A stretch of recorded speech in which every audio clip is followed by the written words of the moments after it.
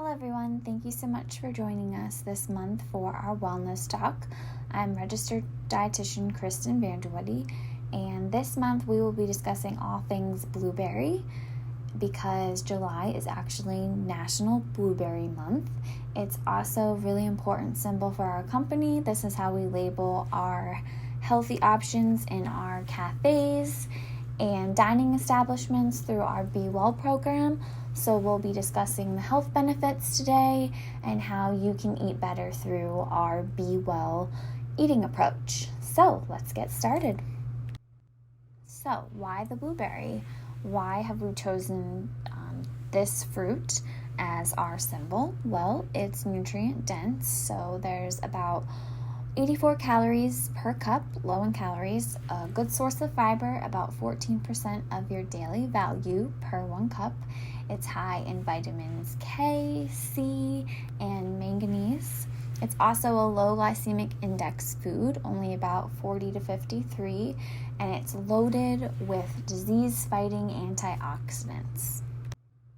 Blueberries are also superstars in preventing disease.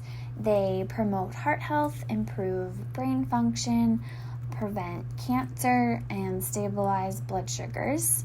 So as you can see, blueberries are small yet powerful. So they are the perfect symbol for healthy eating and our Be Well wellness options. So how can you follow the blueberries example and eat the Be Well way for better health? Well, you can emphasize plant-based whole foods. There are many health benefits to plant-based eating. A whole food diet decreases the risk of disease and cancer, to managing weight, lots of different things. They also have a lower impact on environment compared to animal and processed foods. And some examples of foods that you can add to your diet are fruits, vegetables, whole grains, nuts, seeds, legumes, soy foods, herbs, and spices. The next thing you can do is eat healthy fats. Fats aren't scary. They can be part of a healthy diet. You just want to stay away from trans fats, really. And the healthiest fats that you can add to your diet are omega-3 polyunsaturated fats and monounsaturated fats. And some examples of those are nuts, nut butters, flax and chia seeds, salmon, tuna, avocados, great sources, walnuts, and also plant-based oils. So that would be avocado or olive oil. Next, you want to add lean protein or plant-based protein to your diet. Protein is an important building block of bones, muscles, cartilage, skin, and blood. High protein diets are very popular, but most people do get too much. So you want to make sure that you're filling your plate with plant-based foods and add lean protein kind of on the side in 2 to 3 ounce portions, or you can go veggie all the way and do plant-based protein options. Some plant-based options are tofu, soybeans, legumes, lentils, nuts, and seeds. Some lean protein examples are leaner beef, lean lamb, veal, lean pork, bison, venison, poultry, fish, and eggs.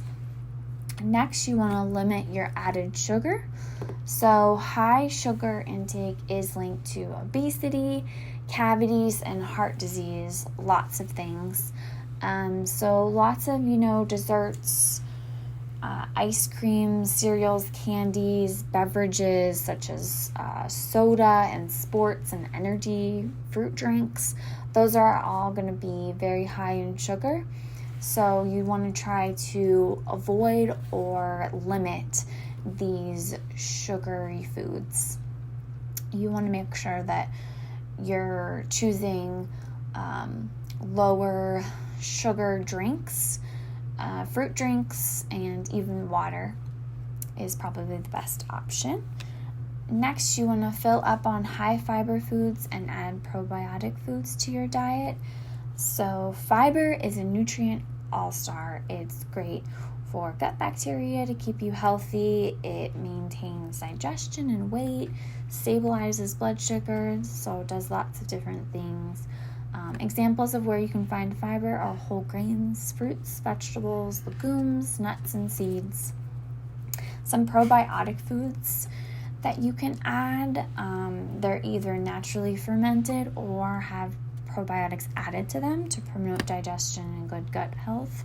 So some examples of these foods are kefir, yogurt, miso, kimchi, kombucha, and tempeh. You also want to be mindful of portion size and added salt. Flavor your food with herbs instead of turning to that salt shaker. And lastly, you want to drink more water, and get moving, especially during these summer months. We need water to live. It's very important. So you want to make sure that this is your beverage of your choice most of the time. You can treat yourself every once in a while. You also want to get moving.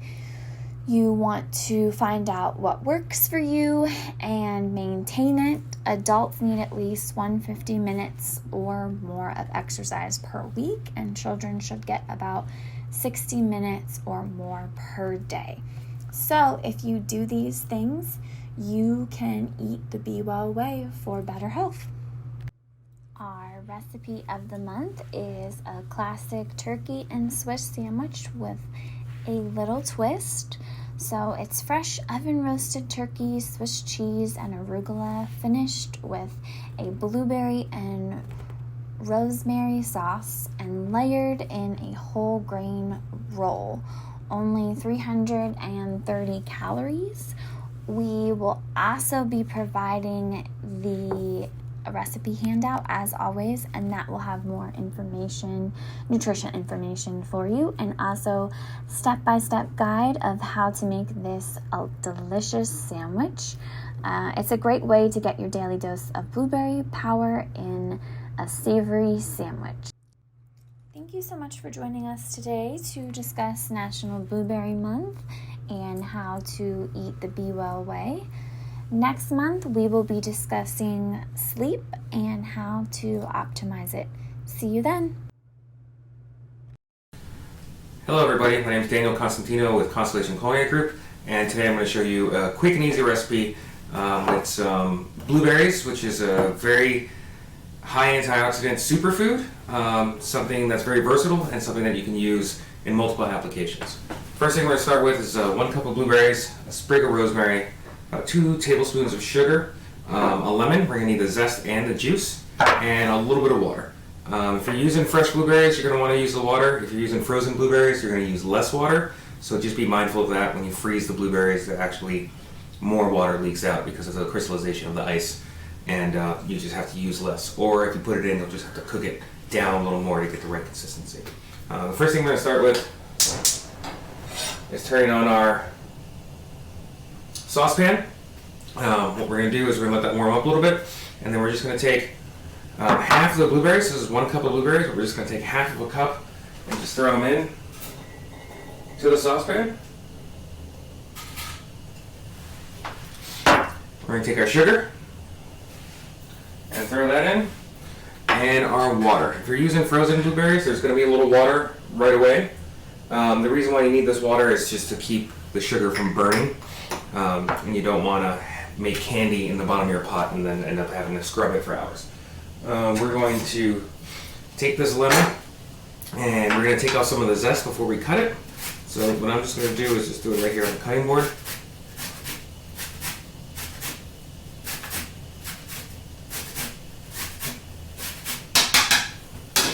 Alright, I'm just going to put this to the side, and then we're going to cut this lemon, and we're just going to juice it. So what I like to do is just squeeze it right into a bowl or a container, and that way you can pick out any seeds that are in it. I'm going to use about half a lemon because you only need about a tablespoon, and as you can see, I probably have more than that because it's actually a rather large lemon. With that, I'm just going to throw that tablespoon of lemon juice in there. And then we're just going to give this a quick stir, just to make sure we keep everything moving and we're not burning the sugar on the bottom of the pot. So we're going to let this cook for about 5 to 8 minutes.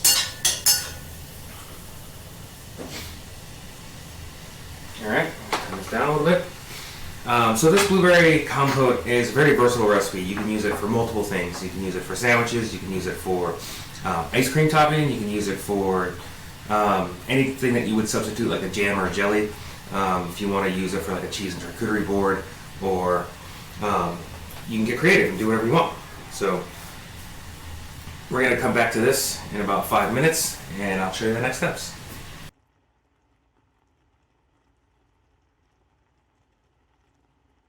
Now that about 5 minutes have gone by, and we're just kind of just stirring this to make sure it doesn't stick.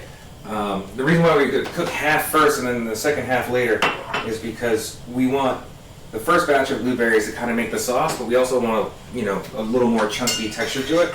So that's why we're going to throw in the second half and just let that cook down for about another 10 minutes. So this way half the blueberries are really cooked down and the other half still have some body and kind of hold up.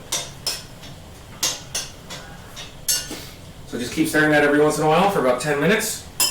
And about 5 minutes in, we're going to throw this rosemary sprig into it. I like to throw the whole sprig into it. That way it's easier to take out later. And what this is really going to do is just kind of infuse those blueberry juices with that herbiness of the rosemary. And it just adds like a nice little background to the chutney. So this sauce is cooked down for about 5 minutes now, and the rosemary is definitely wilted, and we're starting to get like a thick, syrupy consistency. And now what we're going to do is just kind of reduce it to get the right consistency that we want. Keep in mind that when you do cool this, it's going to get thicker. The pectin in the fruit is going to help thicken it. And what I'm going to do now is I'm going to add that lemon zest I set aside just to kind of brighten it up and add that hint of citrus to it. So now you have your blueberries, you have your citrus, then you have the herbs from the herbiness from the rosemary. And we're just going to let this cook down a little more.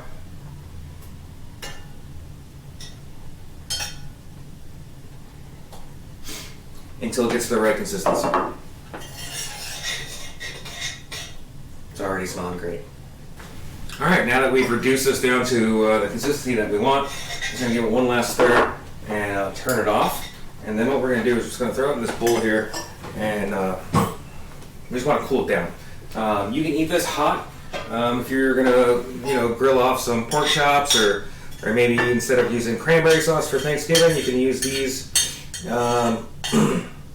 this blueberry compote as a kind of a new age substitute. You can also just eat it as is if you want, but what I'm going to do, put this here for now. What I'm going to do is I'm going to put this in the fridge for about a half hour, and just let it chill for a bit. And then I'm going to make something quick and easy with this blueberry compote that you can have any day of the week if you're busy, if it's Tuesday night and don't have a lot of time. What we're going to do is we're going to make a quick and easy turkey sandwich with Swiss cheese, arugula, and then this blueberry compote, and I'll show you that next. Now that this is nice and cool, I'm going to go ahead and take this rosemary sprig out, and I am going to make a quick and easy lunch, snack, late dinner, whatever you want to call it. So what we're going to do is we're going to take some whole grain bread, 7 grain, whole wheat, whatever that you normally use. I like to buy stuff without preservatives, preferably from a local baker, not your normal grocery store bread. The fresher the bread, the better it is going to be for you. And this is just quick and easy. We're just going to take this blueberry compote, and you can see how much thicker it is from when it was hot. Once it's cooled down, we're just going to throw this right on the bread. Alright, just like that. And then we're just going to throw on some turkey. So I have some sliced turkey breast and some Swiss cheese here.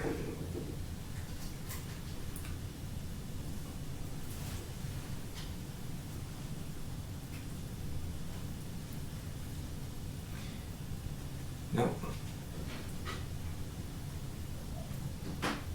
There you go, quick and easy. Alright, some Swiss cheese. And then a little baby arugula. So this arugula is going to add a little bit of bitterness to it. That'll counterbalance the sweetness of the blueberries.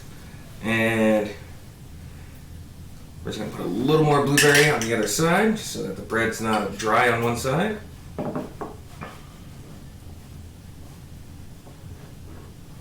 Alright. And now we have a turkey and Swiss sandwich with blueberry compote.